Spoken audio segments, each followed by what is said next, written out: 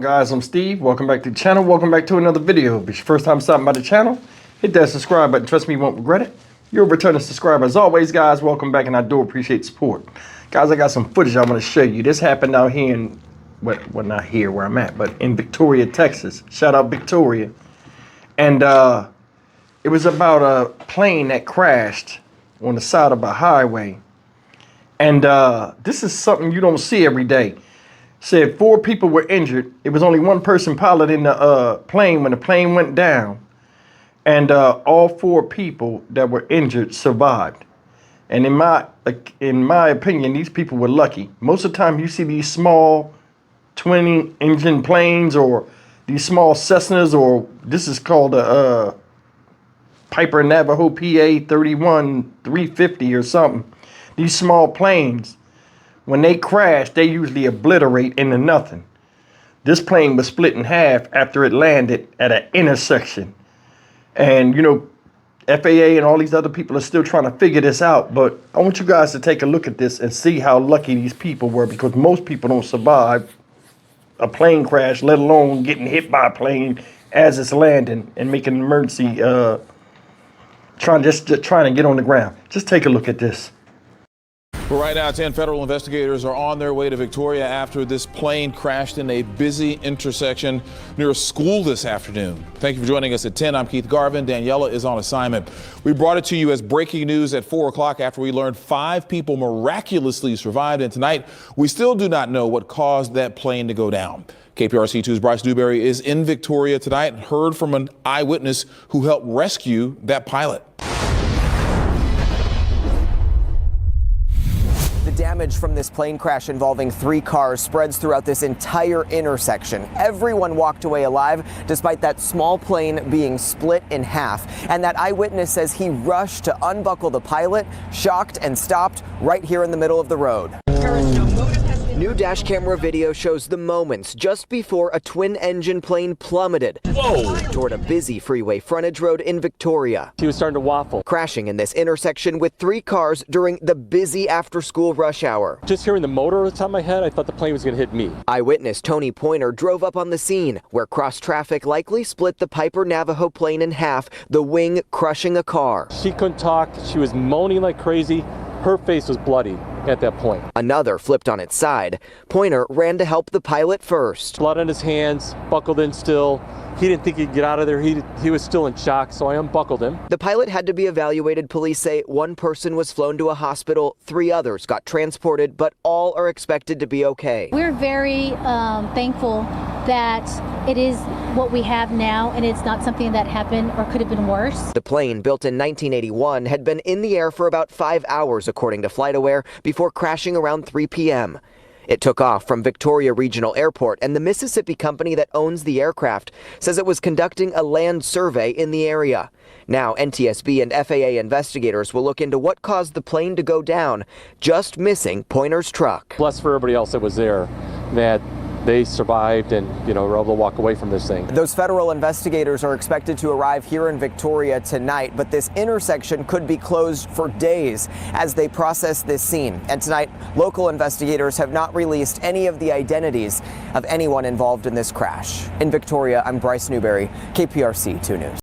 Espionage charges filed in this case, but certainly this alleged activity on the same day a spy satellite was launched from Vandenberg raises a lot of red flags.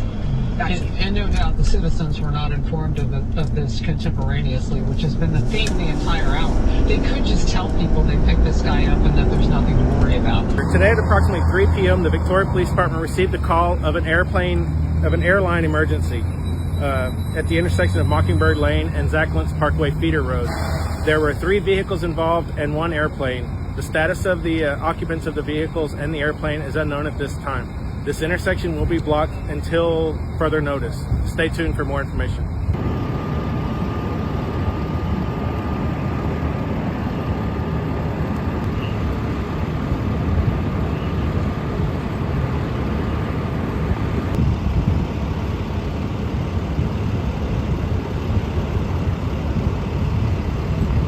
You all them people lucky to be alive. They are. 4 people injured, nobody died, including the pilot. and a small plane, usually those planes obliterate when they hit the ground.